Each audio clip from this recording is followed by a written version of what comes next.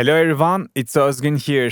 In this tutorial, I like to show you how to make your kicks stand out in your mixes. This is a very common problem and the solution is also very simple. So this is gonna be a very short video and if you're ready, let's get into the tutorial. Okay, this is a demo track I have.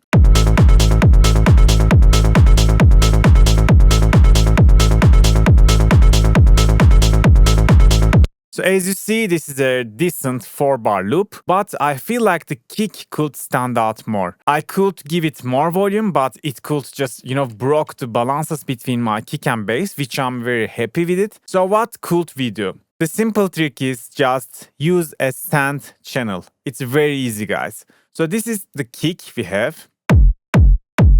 And the next channel is empty, right? Just route the kick to the next channel. Now, the second channel also gonna play the kick drum. If I just unroute it from here, we just hear the kick as it should be. The first thing, we will put an equalizer. You can use any equalizer you like. And we will just cut it somewhere like 300 Hz, maybe 250, maybe 200, but not lower than that. We don't need those frequencies. Yeah, let's start with 250 and we can tweak it if you like.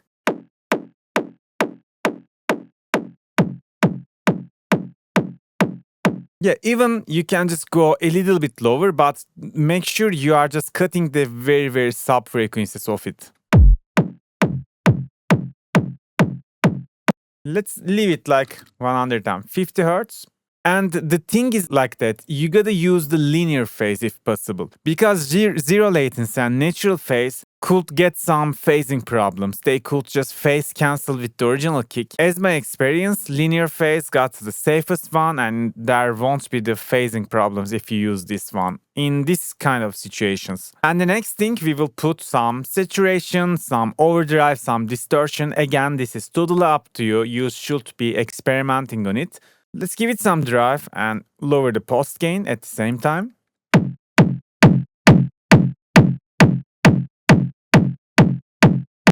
You see, now the kick becomes, the sand channel becomes so much gritty, so much rich in terms of harmonics.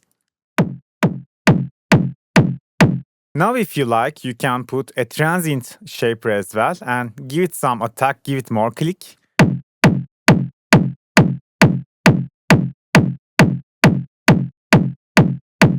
And now we will just blend the second channel, the sand channel, to the main kick. Let's blend it very slowly. And now all I'm gonna do is just get my loop again and just blend the second channel until the kick is cutting through the mix.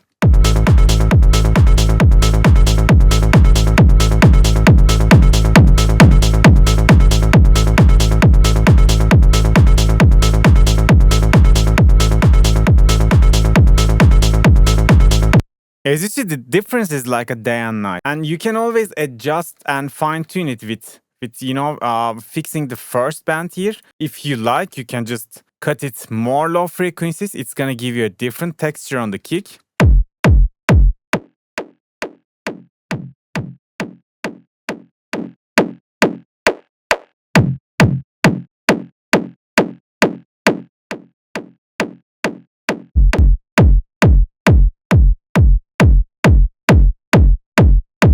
And if you like, you can put another EQ and, for example, you can cut the 300 Hz if you think it's becoming too muddy.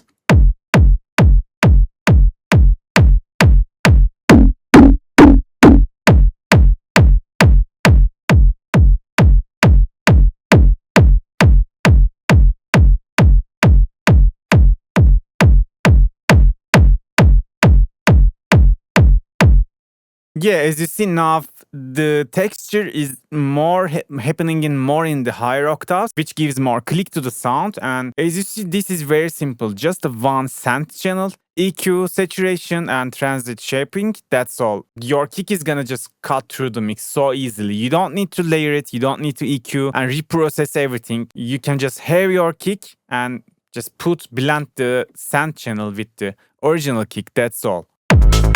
Again, let's compare with and without and rebalance it.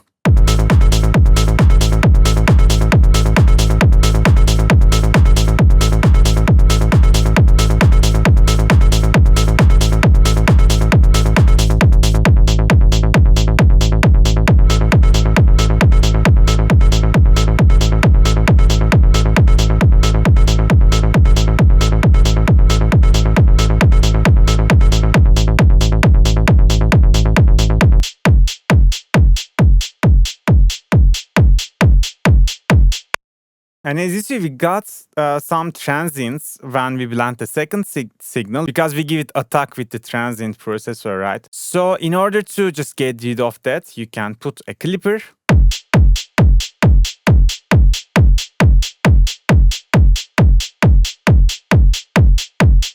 If you check the waveform in the oscilloscope, you will just see the clips, the peaks are just gone. So that's it, guys. That's a very simple trick.